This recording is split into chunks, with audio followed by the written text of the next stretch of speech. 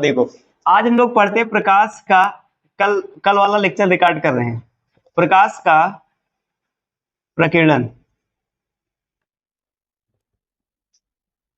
प्रकाश का प्रकीर्णन पढ़ रहे हैं। देखो, जब कोई प्रकाश, प्रकीर्णन का मतलब क्या होता है? प्रकीर्णन का मतलब फैलना होता है, ठीक है। जब कोई प्रकाश किस पे पड़ता है? धूल, धूल कण हो गया, मिट्टी हो गया, धुआं हो गया, और क्या हो गया? पानी सानी, ये सब हो। पानी सानी क्या है?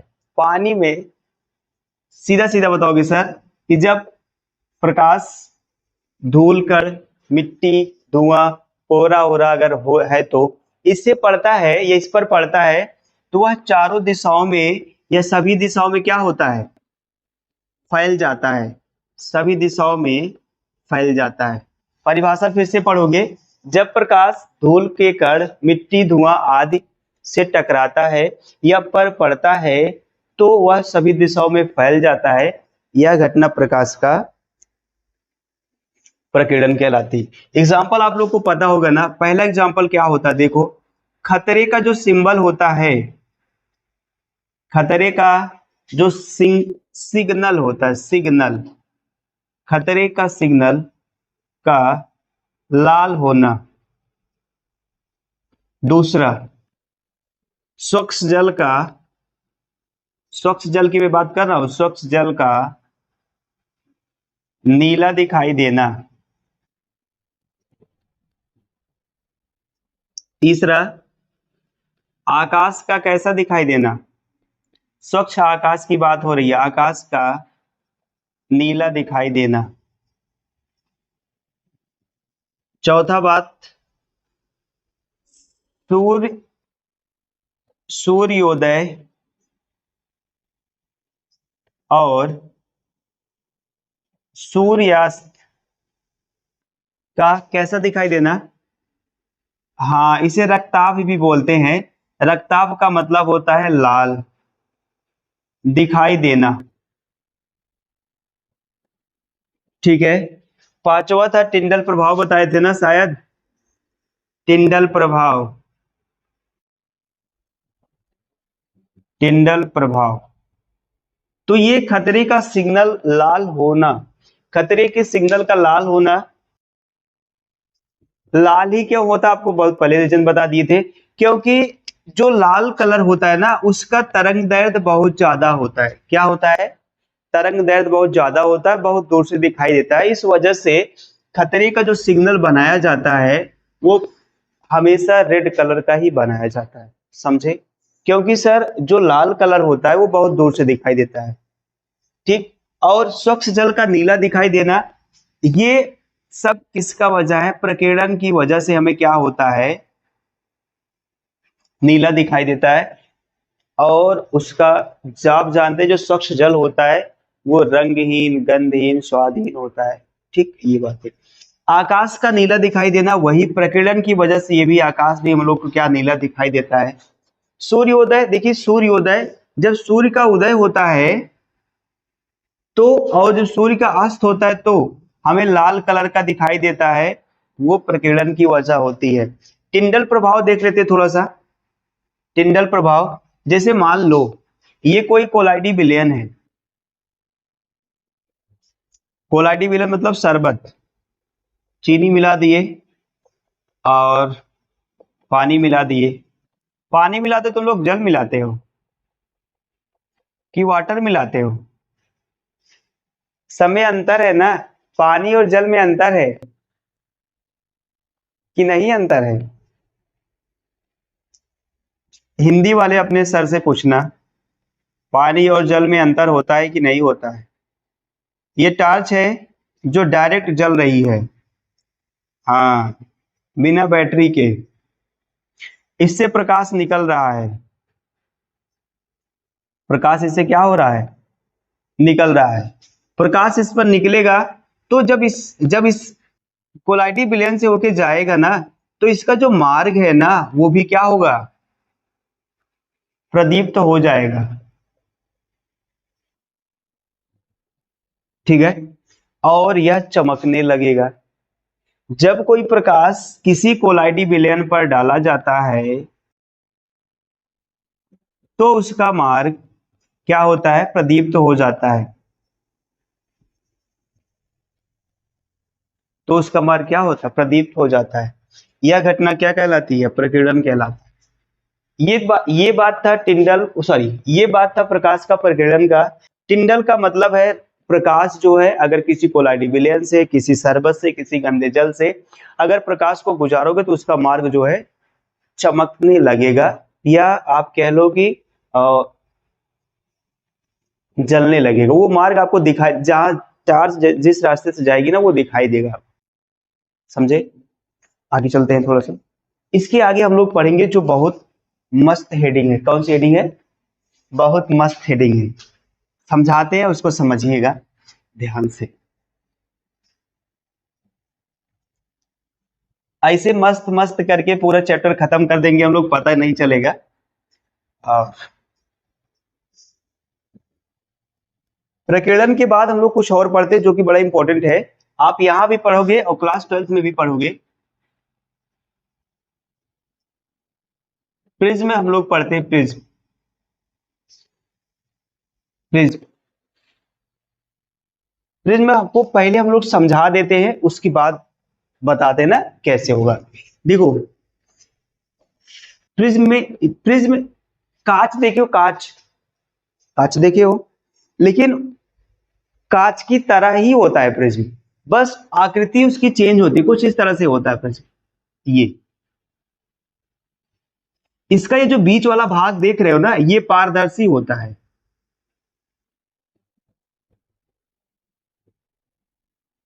पारदर्शी भाग होता है, मतलब आर पार आपको कुछ दिखाई देगा। और ये दोनों जो लगे होते हैं ना, इसे हम लोग पृष्ठ बोलते हैं। कौन सा पृष्ठ बोलते हैं? अपवर्तक पृष्ठ। ये दोनों जो पृष्ठ है, ये दोनों कौन से पृष्ठ है?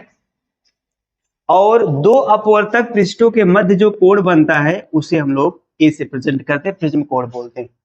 बात को समझोगे, ये प्रिज्म जो होता है एक पारदर्शी माध्यम होता है। माध्यम में लिख दो, एक पारदर्शी माध्यम होता है जो दो अपवर्तक पृष्ठों से घिरा होता है। और ये दोनों अपवर्तक पृष्ठ कैसे होते हैं? असमांतर होते हैं। असमांतर होते हैं। समांतर आपको कुछ इस तरह से दिखेगा। समांतर रेखाएं कभी एक दूसरे को काटती नहीं है, लेकिन असमांतर रेखाएं एक दूसरे को कहीं ना कहीं काट ही देती है। तो ये प्रिज्म क्या होता है? एक पारदर्शी माध्यम होता है जो दो अपवर्तक पृष्ठों से क्या होता है? घिरा होता है। अब देखो यहां पर अगर मैं इधर की बात करूं तो इधर भी दो पृष्ठ अगर लेंगे तो ये भी पृष्ठ, ये भी पृष्ठ है ना, ये वाला भी पृष्ठ है, ये भी पृष्ठ है, ये भी पृष्ठ है, ये भी पृष्ठ है। और सबके बीच एंगल अगर लेंगे तो ये क्या बनेगा? कैपिटल ए ही बनेगा। और इस एंगल को बोलते हैं क्या? प्रिज्म कोण।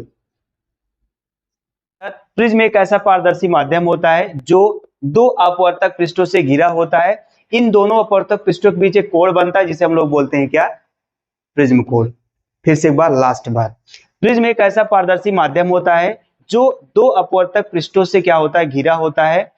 और इन दोनों पृष्ठों के मध्य जो कोण बनता है उसे हम लोग बोलते हैं प्रिज्म कोण। बस बात खत्म। ठीक, इतनी बातें थी। तो हम लोग प्रिज्म सीखे। अपवर्तक पृष्ठ क्या होता है? ऐसा पृष्ठ जिससे प्रकाश का अपवर्तन होता है उसे हम लोग बोलते हैं अपवर्तक पृष्ठ। ये क्या होता है? प्रिज्म कोण होता है। किन्हीं दो अपवर्तक पृष्ठों के मध्य बना कोण क्या होता है? प्रिज्म कोण होता है। और ये दोनों अपवर्तक पृष्ठ कैसे होते हैं? समांतर। तो समझ गए आप? हेडिंग बनाओ, प्रिज्म।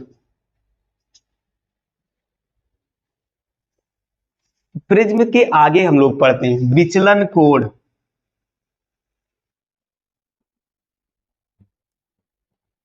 विचलन कोण, पहले हम लोग विचलन कोण पढ़ेंगे, उसके बाद न्यूनतम विचलन पढ़ेंगे। न्यूनतम विचलन कोण, इसको बोलते हैं डेविएशन।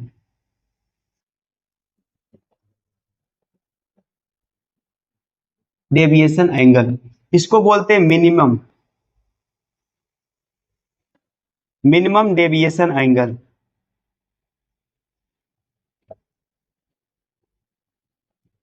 अब हम लोग सबसे पहले पढ़ते हैं विचलन कोण क्या होता है। ये ये बताओ क्या है, ये क्या है सर? प्रिज्म है ये? नहीं, ये प्रिज्म नहीं है।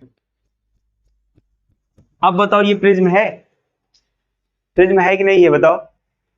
है ना? कि त्रिभुज है? त्रिभुज है। त्रिभुज और प्रिज्म में अंतर नहीं दिख रहा है? देखो, प्रिज्म का मतलब आप कांच समझ के चलो, कल मैं दिखा दूंगा आपको ना।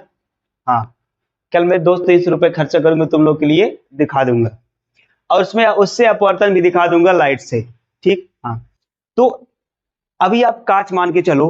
देखो, कांच के बाहर, ये कांच के बाहर कौन सा माध्यम होगा, सघन की विरल?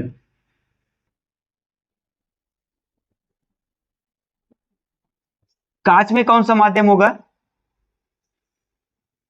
कांच के बाहर कौन सा होगा? अब हम क्या करेंगे, इस प्रिज्म पर प्रकाश की किरण को डालेंगे। चलो, इस प्रिज्म पर हम लोग क्या कर दिए, प्रकाश की किरण को डाल दिए यहां से, ये। ठीक, अब और मैं एक अभिलंब ड्रा कर दे रहा हूं यहां पर,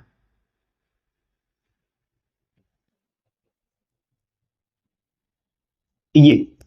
अब ये बताओ, जब प्रकाश की किरण विरल माध्यम से सघन माध्यम में जाती है तो अभिलंब की ओर झुकती है कि अभिलंब से दूर हटती है?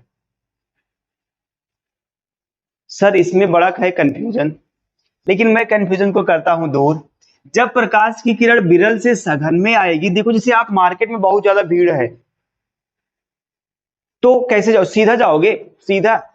नो, बहुत डेंजरस रास्ता खोजोगे। सेम वही। तो ये मतलब आप झुक जाओगे, कुल मिला के ये है। तो ये क्या होगा, आप इस जो प्रकाश की किरण विरल से सघन में आएगी ना, अभिलंब की ओर झुक जाएगी। ये इसको जाना ऐसे सीधा चाहिए था, बट ये क्या होगी, ऐसे जाएगी। ये अभिलंब की ओर झुकी है, इसको सीधा ऐसे निकलना चाहिए था। ठीक। और अब ये बताओ, अब प्रकाश की किरण यहां तो हो गई, चली गई। अब ये सघन माध्यम से विरल माध्यम में आ रही है, इसका अभिलंब बना लूं मैं थोड़ा सा।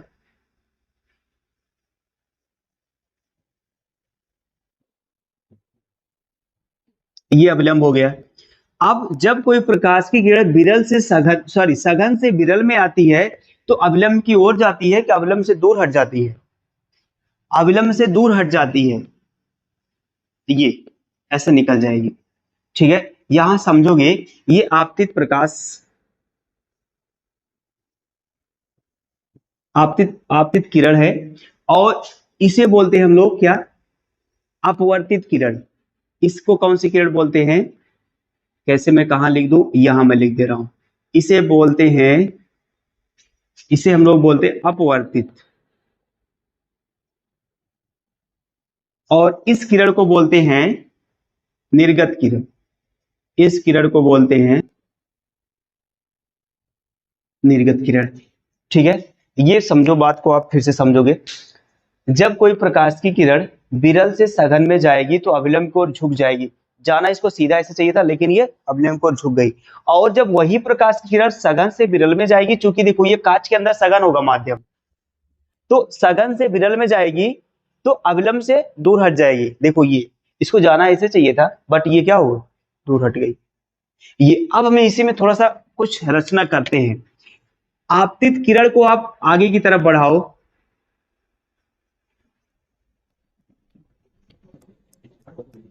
आपतित किरण को आगे की तरफ ऐसे बढ़ाओ, ये। और इस निर्गत किरण को पीछे की तरफ बढ़ाओ, ये। देखो, आपतित किरण को आगे की तरफ बढ़ाने पर, निर्गत किरण को पीछे की तरफ बढ़ाने पर, उन दोनों किरणों के बीच एक कोण बनता है, जिसको हम लोग बोलते हैं विचलन कोण। समझो फिर से, आपतित किरण को आगे की ओर, निर्गत किरण को पीछे की ओर बढ़ाने पर उन दोनों किरणों के मध्य एक कोण बनता है, जिसे बोलते हैं विचलन कोण। फिर से, आपतित किरण को आगे की ओर, निर्गत किरण को पीछे की तरफ बढ़ाने से बने कोण को हम लोग बोलते हैं विचलन कोण। ये हो गया विचलन कोण हो गया। और देखो आपतित किरण और अभिलंब के बीच बना कोण क्या होता है, आई। और ये देखो ये अपवर्तित किरण है, इसके बीच कौन सा कोण बनेगा, आर। और ये देखो ये भी एक अभिलंब है, इसके बीच कोण बनेगा आई और इसके बीच बनेगा कोण। देखो यहाँ पर आई है तो यहाँ पर आई डैश दे दे रहा हूं और यहाँ पर आर डैश, तो ये होगा। देखो हमें सीधा विचलन कोण देखना था, हम लोग विचलन कोण पढ़ते हैं। आपतित किरण को आगे की ओर, निर्गत किरण को पीछे की ओर बढ़ाने से बने कोण को बोलते हैं विचलन कोण। इसे हम लोग बोलते हैं, ये डेल्टा से प्रदर्शित करते हैं, ठीक है, डेल्टा से प्रदर्शित करते हैं।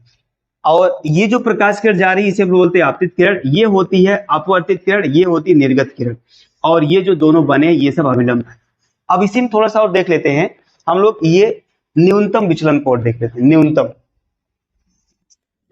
ये मान लो प्रिज्म हो गया, प्रिज्म हो गया। अब क्या करेंगे हम लोग,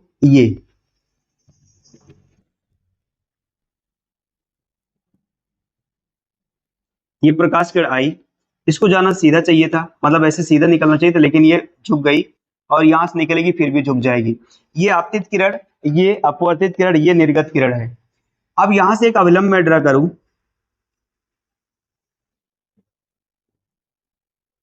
ये अभिलंब हो गया, यहां से भी अभिलंब खींच दे रहा हूं, ये भी अभिलंब हो गया। तो इसके बीच कोण बनेगा आई, और यहां इसके बीच कोण बनेगा आर, और यहां बनेगा आई, यहां इस तरह से। अब देखो आई आर आई डैश जो भी मान, तो यहां पर यदि हम लोग आपतन कोण को बढ़ाते चले, इसको अगर आगे बढ़ा, थोड़ा सा आगे बढ़ा दे, ये और ये, इसके बीच विचलन कोण बनता है हमेशा।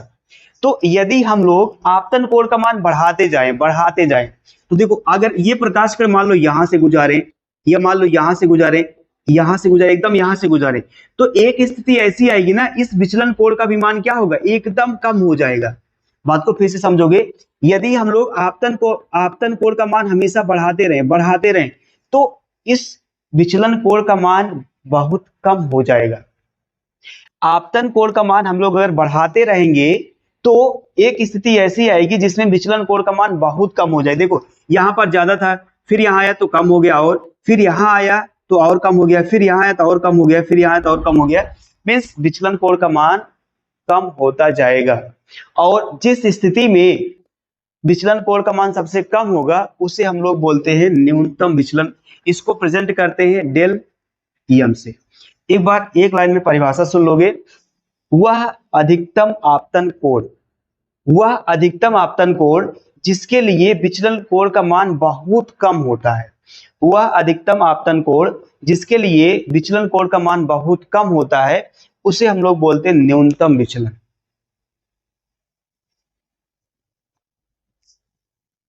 ठीक, इतना मैं लिखा दे रहा हूं।